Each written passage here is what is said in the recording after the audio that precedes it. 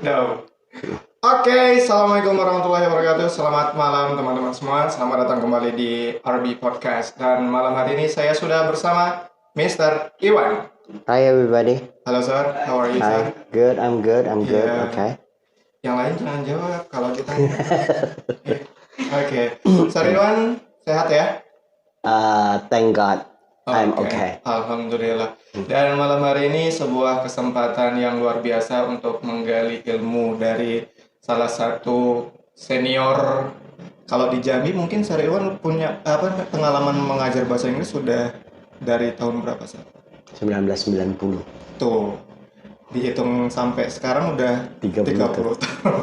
Udah meletok. Nih. Ya. Malam hari ini kita akan membicarakan tentang salah satu program di UPB. Di UPB kan ada basic program.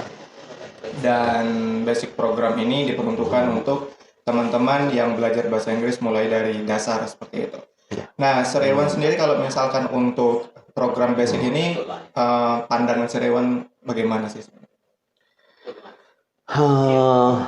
Kalau memang ingin punya lulusan dengan nilai plus, ya kalau menurut saya, ya it is necessary.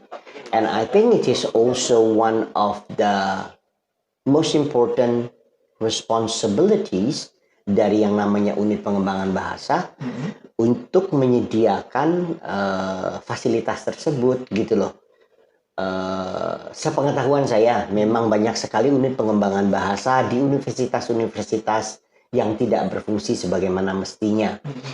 Jadi sebenarnya sangatlah positif dan sangatlah membanggakan apabila ternyata unit pengembangan bahasa di UIN STS Jambi itu bisa berkembang dan bisa berkontribusi terhadap pembentukan itu tadi lagi lulusan dengan nilai plus di bidang kebahasaan.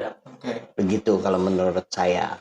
Nah ini menarik nih, tadi Sir bilang bahwa banyak sekali UPB di beberapa universitas yang tidak berfungsi sebagaimana mestinya. Nah sebenarnya kalau esensi dari fungsinya unit pengembang bahasa itu sendiri di sebuah universitas itu sebagai apa sih? Namanya unit pengembangan bahasa. Kalau menurut saya dia bertanggung jawab terhadap pengembangan aspek kebahasaan mahasiswa. Khususnya kalau saya melihat adalah bahasa asing. Jadi semua mahasiswa di satu institusi bisa mempelajari bahasa-bahasa asing yang sangat populer misalnya di dunia saat ini. So let's say English tentu saja. Kemudian mungkin kalau seandainya di UIN mungkin bisa Arabic. Dan kemudian kalau seandainya memang bisa bertambah dengan misalnya French, Chinese, Japanese, kenapa tidak gitu loh. Karena bagaimanapun juga kemampuan berbahasa, language skill itu benar-benar plus point untuk graduates of universities. Kalau menurut saya, orang dengan kemampuan bahasa asing yang baik itu punya nilai plus yang luar biasa. Terutama ya kalau kita berbicara nantinya misalnya mencari pekerjaan dan yang lain-lain.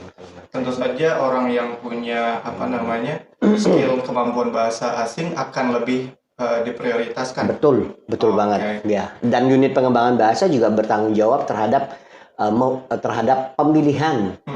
Ya misalnya kalau sekarang ini mungkin yang paling gencar adalah mungkin ya English dengan Chinese misalnya. Bagaimana sih unit pengembangan bahasa ini bisa provide misalnya Chinese classes atau English classes, dan kemudian bisa juga memotivasi mahasiswa di institusi bersangkutan untuk mau belajar bahasa asing gitu. Yes. Ya, kalau menurut saya gitu. Oke, sebelum kita lanjut, kita juga mau informasikan kalau sekarang ini kita lagi live Instagram. Oh wow. Jadi buat teman-teman silakan diikuti Instagramnya Rumah Bahasa. Dan buat teman-teman yang mau bertanya, mumpung di sini ada suhunya untuk bahasa Inggris khususnya, bisa nanti memberikan pertanyaan. Sir, untuk program basic di unit pengembangan bahasa UIN STS Jambi, kita menggunakan salah satu terbitan dari Pearson, apa namanya bukunya Pearson. Boleh digambarkan sedikit Sir untuk program Speak Out? Ya, Nah, ini. kebetulan saya memang terlibat dalam pemilihan buku ini.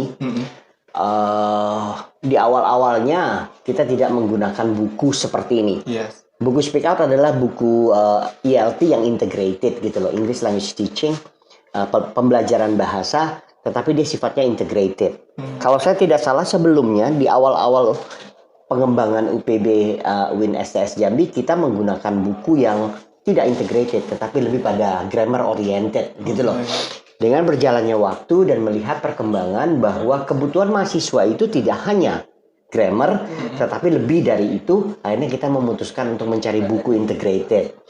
Pada saat mencari buku ya tentu saja banyak pertimbangannya, banyak sekali pertimbangannya dari segi harga. Yes. Kemudian apakah buku itu masih up to date atau tidak, dan kemudian kalau sekarang ini sehubungan dengan maraknya pembelajaran online, Yes. apakah dia ditunjang dengan pembelajaran online atau tidak. Nah, kebetulan kita menemukan yang affordable, kemudian still very up to date and supported by online learning, itu adalah Speak Out. Oh iya. Ya, Speak Out. ya, Speak Out. Dan kalau menurut saya kayaknya harus dikatakan kita cukup sukses deh. Oke. Kita cukup sukses Saya mau- memasarkan Speak Out ini kayaknya, menggunakan Speak Out ini. Dan ini untuk elementary students book. Berarti Speak Out ini ada edisi yang lain juga. Oh, yang namanya buku integrated itu biasanya selalu saja ada level. Oke. Ya, kalau saya tidak salah Speak Out itu mulai dari Elementary. no, beginners ya istilahnya. Oh, starter kalau Oh, di sini. starter istilahnya.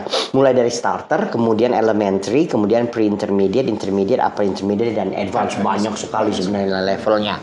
Cuman kita memilih dasar saja. Kita tidak mulai dari starter, tapi kita mulai dari elementary. Karena secara teori tidak ada. Kayaknya kalau untuk di Indonesia itu, apalagi di level mahasiswa yang benar-benar starter. No matter what, somehow they've been in touch with English since they were, say, elementary school, Yes. and then junior high, senior high, and also in campus. They have been in touch with English, so we can say that there is no real starter. Oleh karena itu kita memutuskan menggunakan elementary. Ini juga harus dikatakan masih trial dan error. Yes. Kita sih memang belum melihat hasil yang nyata karena memang memerlukan waktu cukup lama untuk bisa melihat apakah kita berhasil gitu loh kemudian. Tetapi saya optimis kok kayaknya kita akan berhasil gitu loh. Karena melihat animo, motivasi siswa, kemudian kebetulan juga bukunya yang bagus. Dan kebetulan pada saat pandemi seperti sekarang ini masih tetap bisa berlangsung pembelajaran melalui platformnya. Yes. Oke. Oleh karena itu ya saya pikir ya kita harus optimis bahwa kita akan berhasil menggunakan buku ini. Dan buku ini juga kebetulan kan memang dirancang pemakaiannya untuk 1 tahun atau 2 semester pembelajaran gitu kan. Slow but sure, hopefully then it's gonna be fruitful gitu loh. Yes. Ini kan kalau kita lihat dari apa namanya materinya, kemudian juga sangat berbeda sekali karena memang dengan buku sebelumnya kayak gitu.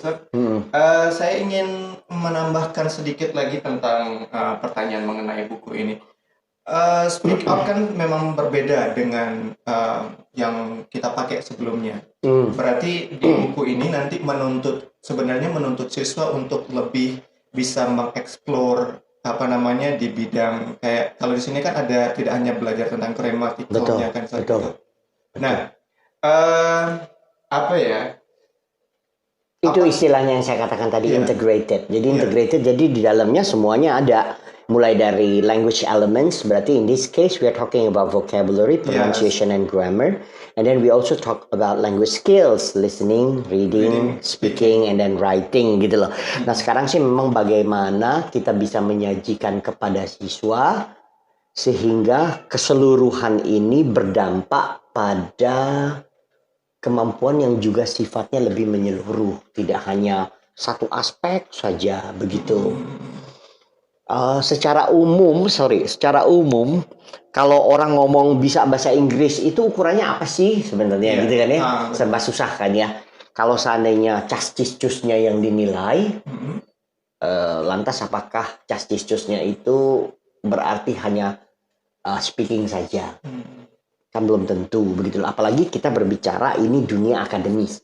We are talking about campus life. Yes. We are talking about academic life. Jadi we are not talking about learning language for survival. Learning language for survival purpose, di mana pokoknya lu ngerti apa yang gua omongin, gua ngerti apa yang lu ngomongin, structurally, grammatically, I don't care, and so on and so forth. Tidak, because we are in an academic setting, oleh karena itu ya ada kewajiban untuk mengajarkan secara lebih baik, secara lebih standar, and so on and so forth. Oke. Nah, Sir, kita tahu bahwa UPB kalau di UIN STS Jambi ini kan juga sebagai fasilitator untuk pelaksanaan tes gitu. Dan kebanyakan mahasiswa-mahasiswi sekarang ini orientasinya masih belum kepada pembentukan skillnya mereka. Mereka masih berpikir bahwa ya udah deh saya belajar bahasa Inggris untuk keperluan tes aja. Nah, lalu apakah buku Speak Out ini nanti relate dengan pelaksanaan tes untuk kayak TOEFL dan segala macam kayak gitu? Kalau directly sih tidak sih ya, kalau menurut saya meragukan juga sih kalau directly. Tetapi apakah lantas program kita yang sebelumnya directly related? Yes, juga tidak. Kalau menurut saya juga tidak kan. Kalau seandainya kita berbicara TOEFL sebagai ujungnya, then we are talking about what? Paper base. Kita masih berbicara tentang paper base atau ITP, berarti masih ada listening, structure and written expression, and then ada reading comprehension. So ada dua skill di sana yang juga perlu dibina, ya, yang harus dibangun. You need to build the listening skill. You also need to build reading skill. Dari mana itu semua? I think you need grammar for sure. Yes. You have to expand your vocabulary, especially when reading.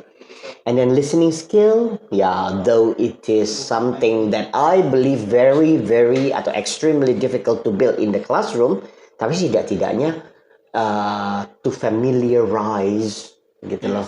Itu sangat penting, dan buku ini menyediakan itu semua. Berarti sebenarnya kan Speak Out itu programnya tidak ke TOEFL-nya yang ditujukan, tetapi memang membentuk proses, ya, membangun dari bawah. Betul. Dengan harapan bahwa setelah dibangun dasarnya, apabila nanti siswa ingin melanjutkan pembelajarannya, dia tidak akan kesulitan lagi karena basicnya sudah kita berikan di sana. Gitu. Dan perlu diketahui juga bahwa sebenarnya untuk tes kemampuan bahasa asing itu tidak hanya TOEFL. Betul. Ada IELTS, kemudian ada yang lainnya juga. Makanya itu yang namanya TOEFL abuse. Segala sesuatu dipatok dengan TOEFL. But then it's the phenomenon. Itu fenomena yang ada di